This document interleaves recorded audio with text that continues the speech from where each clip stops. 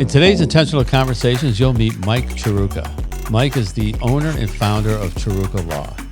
Mike has spent nearly the last 40 years building a law practice that's really based on family and the value of family. We're here with Mike Cherewka, owner and founder of Cherewka Law.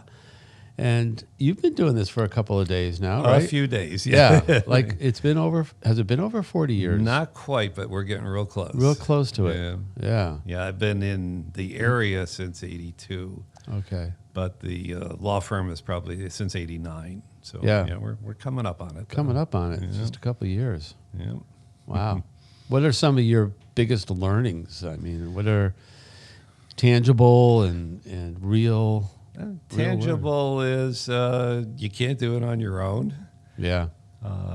It takes a good group of a team, a good group of advisors or friends, referral sources. In this area, too, the one thing I learned, this is a really small town. So you can rely on people to help you if you treat them fairly, treat them right, but you also have to be really cautious of doing something wrong because word spreads fast, and it's a small market. Yeah, I remember we came down here in 1994. In one of the first businesses I talked to, he looked at me and said, "This is the biggest little small town you'll ever find." That's a great description. Yeah. So, well, it's a long time for you to be in business, and a long time to maybe hone in on your values, the things that make you who you are, your business, who it is. Share with us some of those values that you become your guiding compass, so to speak. Sure. I mean, the underlying values are family. Yeah. I moved down here. We've been married. I better not say how long. My wife wouldn't appreciate that, but been in the area a long time. 3 kids raised in the area, and a lot of people refer to the law as a jealous mistress, but I've never really taken that view of the legal practice. I'm in it. It's a way of doing what I want to do with my family and with my community. Along the way, it's a way to get to know people really well and do right by them. Yeah. At the end of the day, I really feel if I've done something to make someone's life better, that's kind of my view of the practice, however they define that. But it's not just for me, the practice of law. It's been a way of getting to know my clients and hopefully getting to make their life better. Yeah. It's such a broad field. Law, right? Absolutely. There's so many different types of law. What would be maybe some advice or some, I don't know, even beginning points for a business owner like myself who, we don't know what we don't know. Right. It's kind of like that thing behind the curtain that's a big mystery in law. How do we keep abreast of knowing what, not necessarily knowing what we should know, but at least knowing that we should know what we should know? Well, a lot of it depends on, but particularly for a business owner, what's important for your business. So services business versus manufacturing versus, maybe just a reseller, a wholesaler. So there's commercial aspects to that. There are tax aspects to that. You may have regulatory aspects to your business. And then just what do you want out of the business? There's so many stages of a business for a business owner. You have a startup. You may get into midlife. You may get into. You need to be in a growth phase. The old grow or be eaten type phase, or grow or die phase. And then at the other end, you may be moving on for succession or for an exit strategy, whatever that may be. Mm-hmm. So the different types of law really are going to affect you by where are you at, where do you need to be. The tax law, originally I got into it because I thought it was a stable area. And we were looking the other day, and I think the tax law has changed at least once every 17 months since I graduated from law school. So it's anything but stable. But you learn after a while that you start looking at the big picture of the tax side. The accountant or the tax return preparers have to deal with the compliance aspect on a year-to-year basis. Yeah. What's your rate at that particular time? What's taxable? What's exempt? But from the business owner's perspective, you really have to look at it with a long-term perspective. Where am I at? Where am I going?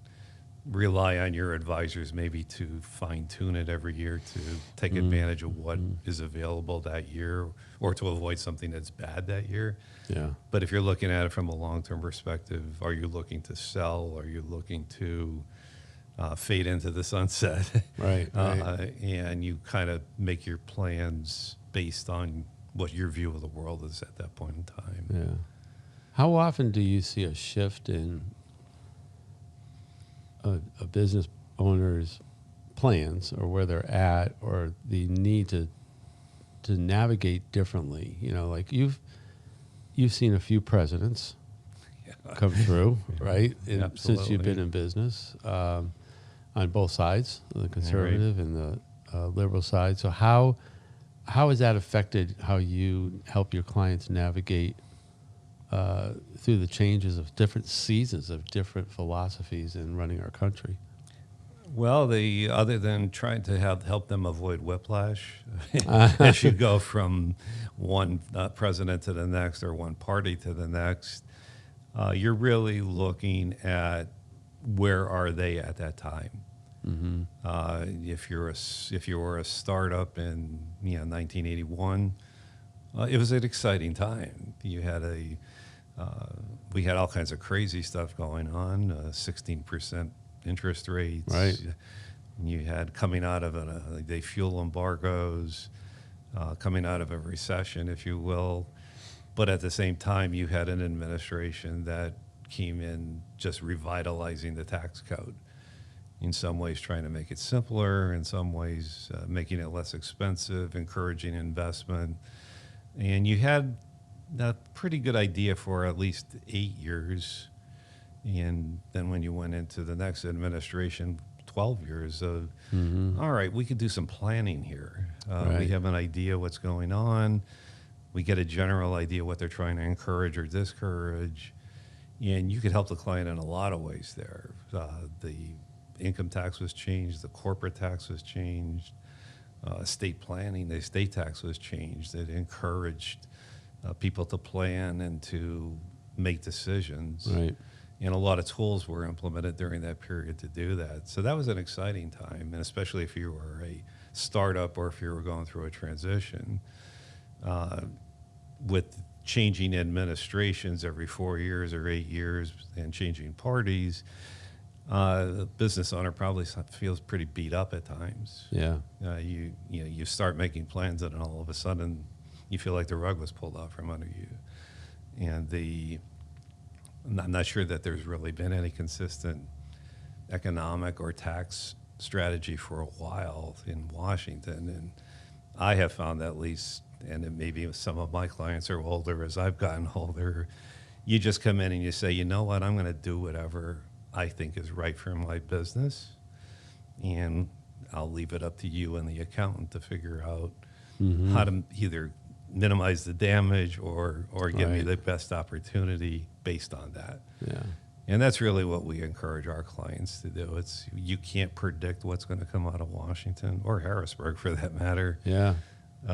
But if you have a solid plan, if you feel that you are going someplace, whether you're growing or whether you're exiting, we put in a strategy and you just try to navigate the landmines, if you will, as you go through that strategy. Sure. Mike, I'm going to have you just pull that microphone a little bit closer to you. Okay. There you go. So if your younger self, right, rewind a little bit, right? Your younger self could see you now and talk. What would you say to yourself? Oh, if I only knew then what I knew now. Okay. Kind of as the song goes, Yeah, right? yeah. What would I say now? I probably would have been more aggressive in growing earlier. Coming through the law profession, you have a technical side or a professional side, which they don't really teach you how to run a business in law school. They teach you Right. how to practice law, and it tends to make you feel like only you can do it right. If I could have learned to delegate a lot earlier, to grow a lot earlier, I think the practice would be in a different place right now. The other thing is I would have invested outside of the law firm, either in complementary businesses or in real estate, to just have a different financial footing, having gone through a couple of whatever you want to call them, recessions or downturns, or Yeah. it would have been nice to have a different cushion. So multiple streams of income. Yeah, Yeah. absolutely. Yeah. Okay. In going through the time periods that you've gone through, how have the last 5 years been challenging to you? What are some of the biggest challenges you've had, and specifically coming out of the pandemic and how businesses were challenged, and well, we all were just personally. Yeah, the recession was probably More significant. a significant impact. It was at a point where the firm was not that large at that point, and fairly heavily dependent on not only businesses but on, let's say, more substantial or higher net worth clients. So when that hit, that was a scary time. There weren't a lot of resources. I think at that point I had 2 kids in private colleges at that point. Nice. So the timing wasn't great Yeah. for it to go through a recession. But that also made me realize how blessed I was. We weathered it well as a firm. I had a lot of classmates, a lot of contemporaries that closed at that point. I don't think they were ready to, but it had an impact that they weren't ready for, or they were forced to merge or find a different arrangement. I was able to avoid that, fortunately. What were some of the things you think you did that were good decisions, right decisions that got you through that time? I was lean, and I had no debt. That was a fairly conscious effort. So my earlier statement about being more aggressive, Yeah. maybe You I might have had more look at debt to go through with the- it, but, yeah, but it was a blessing that you didn't have it, right? Yeah, at that point in time, I didn't have that. Well, there's good debt, right? I mean, There is good debt, and there's bad debt that you're just not doing smart. Yeah. So to grow for the sake of growing makes no sense. I might have grown more deliberately, but not having debt during the recessionary period really was a big factor. Yeah. COVID for us, actually, first 2 months were weird, just like it was for everybody else. Yeah. We had 2 hours notice that we were shut down. Yeah. We got a call at 3:00 on a Friday afternoon, and it was back to back. One was from the governor's office. Don't even know how they had my number. And like 15 minutes later, we got one from the Supreme Court of Pennsylvania saying 5:00 today, you're down, you're shut. And there was no follow-up. There was no hint as to how long it was going to be.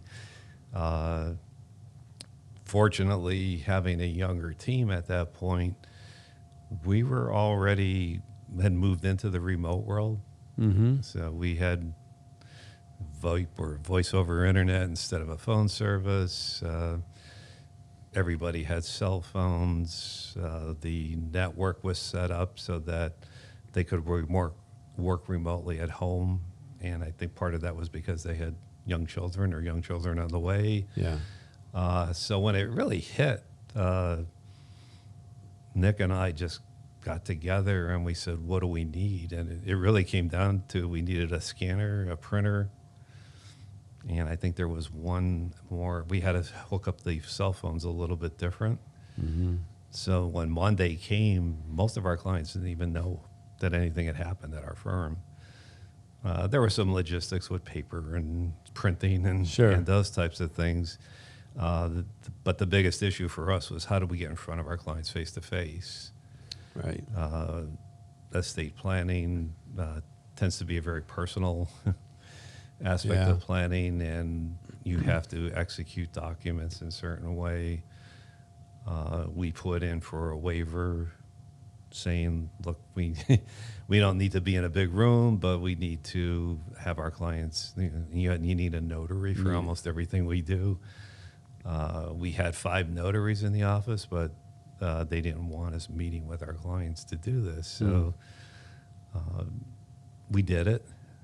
We put up a tent in the parking lot, and we would have people come in and tell them where they had to sign stuff, and we did it that way. Big issues were going to people's homes or going to nursing homes or hospitals. And we ran into a lot of conflict there, but our purpose or our goal right from the start was we're going to deal with the client first. Yeah. If the state doesn't like it, we'll deal with it when it gets to that point. Had a couple of incidents. They were comical now looking at it. I myself was pulled over 3 times by local police saying, why are you in this neighborhood? Or why are you in this parking lot? I went to a client's house one time, and she was going into the hospital for surgery. She was incapacitated physically. So she said, pull into the driveway, come around the back, and she literally opened her dining room window, and I was handing the documents through the window. Yes. Well, the next door neighbor was worried that either I was an intruder or I was violating the COVID rules. I don't know which. So as I came out of the house, the local police pulled up, and they were, interviewing me. And so, I mean, at the end of the time period, it was funny, but it was also just a sign of the times. People didn't know how to react. But we were flexible. We're a small firm, and the focus was always on getting it done for the client. And we got through that. Some aspects of COVID, actually, the Register of Wills office and some of the courts went to a remote basis for probate and things like that. For a small firm like us, it made us, all of a sudden, we were huge. Right. We could go anywhere in the state.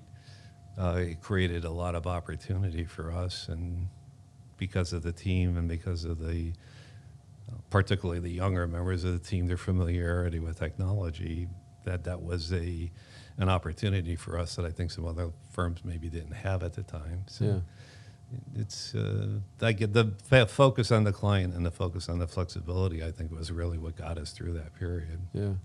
Tell me about your leadership team. Right now, I'm the senior, the founder. I have a partner, Nick. I can't even remember how many years he's been with me now. I used to call him a junior partner, but I don't do that anymore. He's a true partner. And we let Nick grow during the period to see what he liked, what he didn't like. He came in wanting to be able to do some litigation or be able to do some court work. I think he got that out of his system pretty quickly. I told him I'm not interested in that, but I wasn't going to stop him from doing it. So he focused on the planning, on the transaction side of the practice, and we've managed to build a team to support that and, again, really focus on what works for the client, how can we do it better. He's got a great technology side. He brought that out of college, which really helped us progress a lot quicker than we probably would have otherwise. Morgan now is a senior associate. She's been with us, again, I can't remember how many years. It's good. But the same thing when she came in, she had some interest in seeing what the court system was like.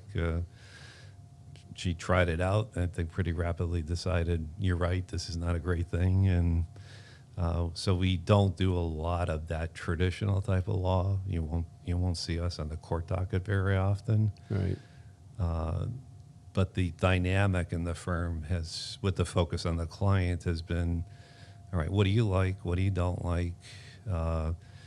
What works for you? Do we need to get you additional training in an area that you might want to do, but you don't feel comfortable with now?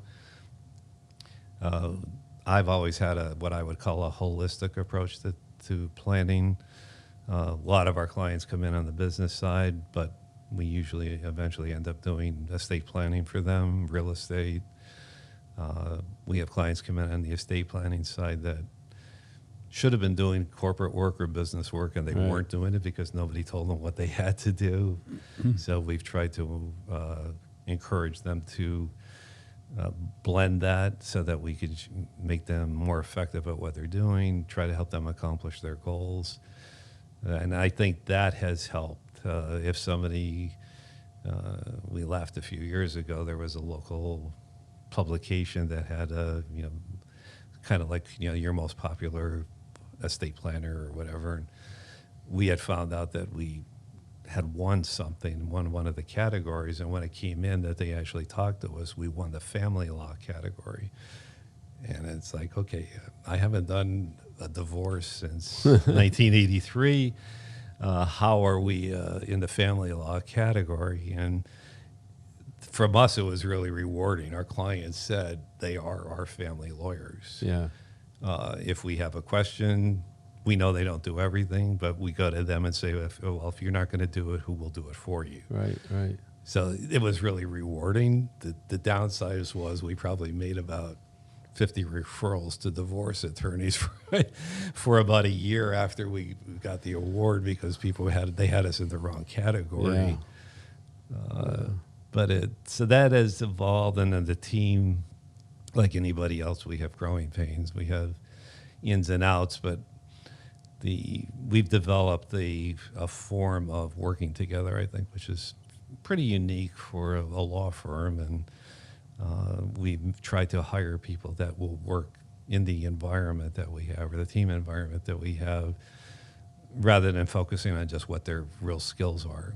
Right. Skills we feel we can teach. More of a cultural fit. The cultural fit has really been important for us, and that's really allowed us, I think, to grow a lot quicker than we thought we might be able to. Yeah. So, over the years, have you had to sacrifice anything to get to where you are? Some peace of mind occasionally. There have been stretches. There have been some lean years when I've gone through transitions. I was a solo for a long time. I know the family probably that was not best for them all the time because a lot of times I was working on a weekend. I did have a focus on the kids when they were growing up. I usually was home no later than 6. Mm-hmm. Coached soccer, coached sports with the kids. We did stuff with them at school, made sure the homework got done. But a lot of times after they went to bed, I was going into my study, and I've always been more of a night person than a morning person, but it would not be unusual for me to be up till, 1 a.m. Right. But I always wanted to make sure that the kids, we were both there for them during that period. So there were some sacrifices during that period. But you found a way to balance or not balance. I'm not sure I balanced it, but I wanted they were my priority. Yeah. I think I knew what my capacity was. That's the area where I probably wish I would have delegated more. So that was tough. Trying to think. I always laugh. All 3 of my kids are smart enough not to become lawyers, I say. So, and I didn't know that they knew what I was doing. Right. But as they got older, they said, well, every time we saw you that you weren't with us, you were working. Right. So I think that was probably, that may have been the sacrifice side. There might have been more opportunities to travel to some other things that we weren't able to do just because of being tied to a solo law firm in particular. Yeah. Ever been overwhelmed? I know I haven't. Oh, absolutely. Yeah. Yeah, you feel whether it's typically it was I've been lucky in that or blessed that it was too much work. It wasn't that I had to go out and look for work. I've been really fortunate there, but there were times when it was coming in a lot faster than it So was you going weren't out. overwhelmed trying to make stuff happen. Right. You were overwhelmed by what was happening to you. Happening to me. I mean, there's always personal stuff. I Yeah. mean, my parents are no longer with me. My in-laws are no longer with me. So you go through that stage when you're a parent and when you're also a business owner, and you don't always necessarily have the time to experience that Yeah. fully, if you will, on your own. Yeah. You have to make time for it. But yeah, I would say overall, it's been a good ride. So when I think about a law firm, I don't necessarily think about fun, right? Law and fun, those two don't necessarily go together in the equation. Right. But yet I think you do have it. So what are some of the things that you've done or you've allowed and empowered your team to do to put fun into your culture and have a good time and make just, laughter happen? Okay. It's a combination of deliberate and permission, if you will. Although I'm not sure at this point whether I give them permission or they give me permission, but Or ask for forgiveness, right? right, yeah, that's definitely as you get older, it's easier to ask for forgiveness.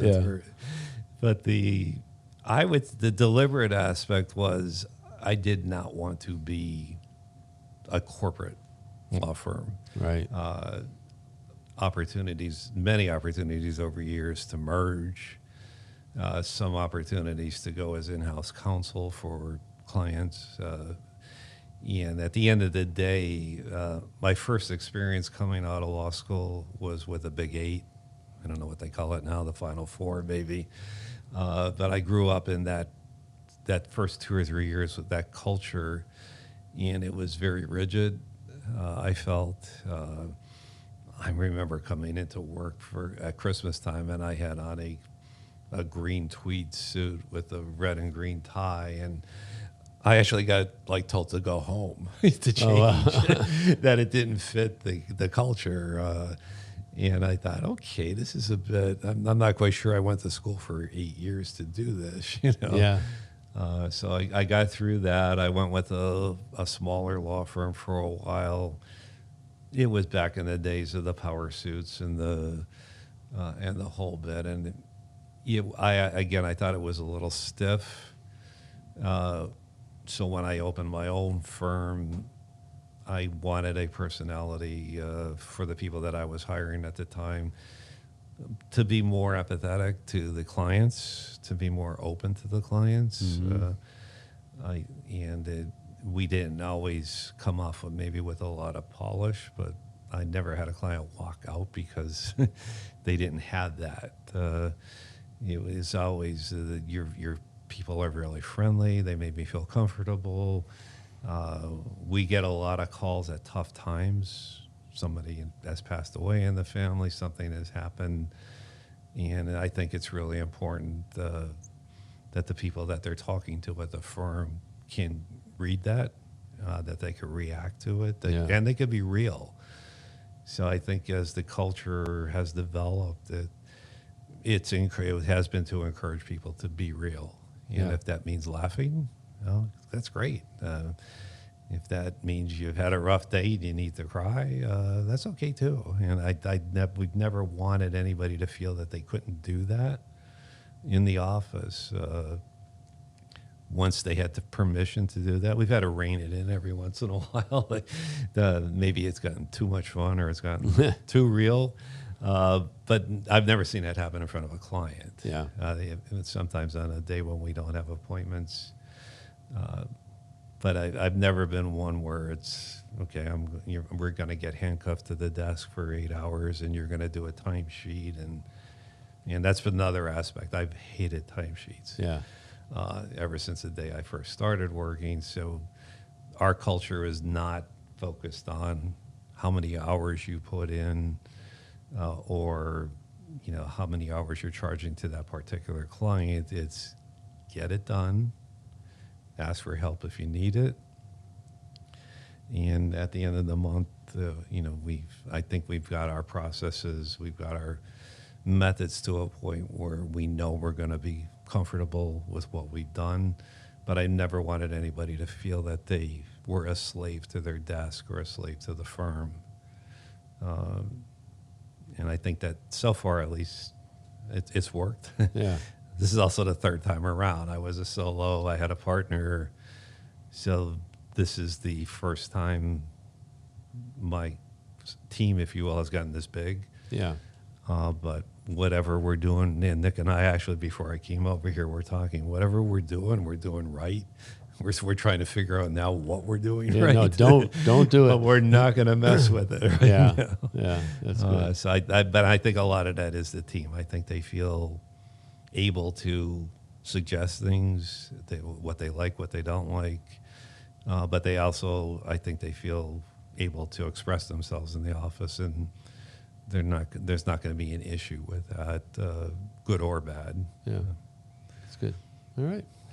Well, Mike, thank you for coming in and taking time out of your busy day. Appreciate the opportunity. All right. Always good to touch base with other business owners, Yes. if you will. And I really appreciate you giving me this opportunity. Thank you.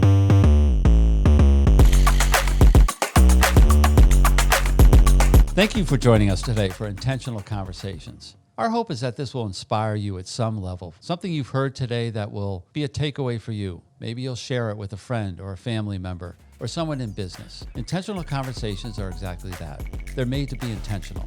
I hope you have some.